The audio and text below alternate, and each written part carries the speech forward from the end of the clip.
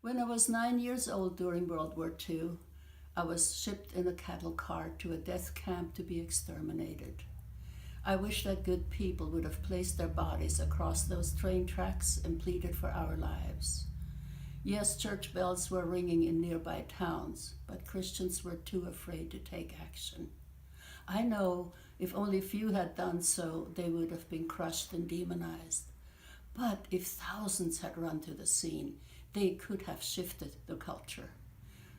Abortion clinics are America's death camps.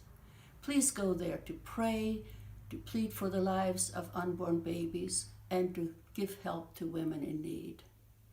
I believe with God's help, we can still shift our culture to a culture of life again. Please join me for week 40 on November 17.